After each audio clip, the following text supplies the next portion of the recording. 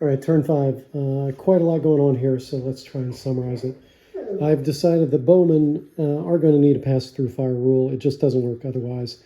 The medium horse were able to get off that hill, even with the penalties for maneuver. I gave them a 2-inch to angle themselves, and then it cost them another 4 inches here, which became 8, which became 10 off of 18. That still left them 8 inches, which they were able to make contact with the bowmen. Bad positioning by the peasants, but I did think I should give them a pass-through fire. Didn't matter. Rolled 1, 2, and 4, so craptastic. No hits. There will be a melee there. The faction leader, because he can be meleeed and killed, decided to use his discretion and start to retreat. The carts are going to stay here tucked in behind for now. These guys routed their movement. They will go off table because where they routed from was off the hill, and so they can easily go off table on their second turn. These two swordsmen, however, they did their 2 turns of routing and just came to the edge of the board, and now they no longer have to route. So they're actually potentially back in the fight. Not that it matters, looking at how things are shaking out. These bowmen chose to move into a line, which means they'll be able to shoot next time. So they'll take some parting shots at those retreating troops, maybe, since I'm going to add a pass-through fire. That'll only give them 1 dice. And then these spearmen, armored spearmen, moved up to the rear of these poor unfortunate souls, these 3 peasant spearmen who are still trying to fight this heavy horseman. I think that's going to be the demise of them. Let's roll the melee. So I think the upshot of this video is don't be a peasant. So the 2 spearmen over here, there were 3 spearmen.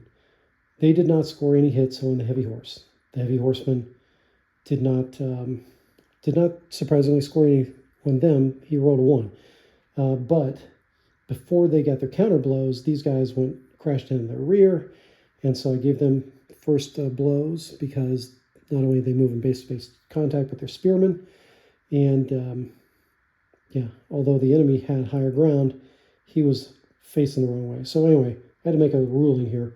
The upshot is that 2 guys got wiped out. None of them were taken prisoner. So the remaining spearman now, he failed his morale check, and he is going to rout off the table.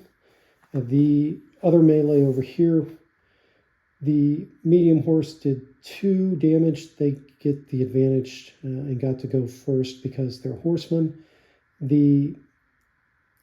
Before the counter blow was done, I let them wrap around. Didn't matter. Rolled like crap. Bunch of 1s and other miscellaneous nonsense. And the upshot is no medium horse were killed, but 2 bowmen were killed. No morale check necessary. No prisoners were taken. I rolled double 5s. So that's it for turn 5. Okay, turn 6, and we're going to wrap it up here. Just go around the world as far as what happened. I did almost all of it off camera. So these bowmen were shooting at the routing troops down there. Those troops, those were the ones that were going to go off board. The pass-through fire did hit one of them. One of them technically could have been taken prisoner, but nobody was going to rush down there to take him prisoner. So he just expired out there in the field. He's wounded and bled out like a deer, right? The swordsmen that did not rout off board, they've actually come up here and merged with the leader.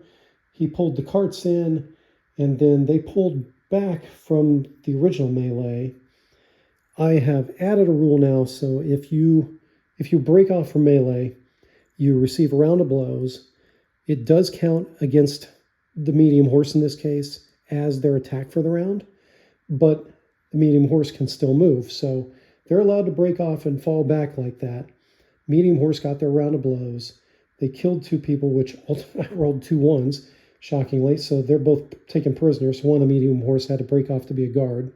And then the rest of the medium horse trucked along after them and had plenty of movement to get into a line formation. These spearmen, they were not engaged, so they reformed themselves, reoriented themselves, and started moving across the hill there.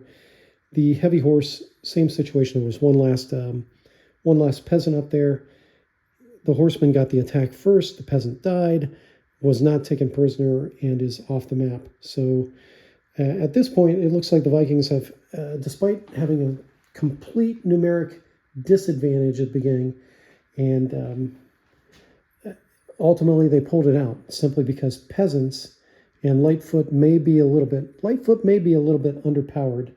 I may readjust a few things there, but I think this proves it out. I think I need to do one more combat tomorrow with a faction that isn't a bunch of peasants with Lightfoot. I need to do something heavy versus heavy to see how that feels. But it feels like, yeah, the Vikings definitely cleaned their clocks, didn't even go berserk at all, and will handily push these guys off the board.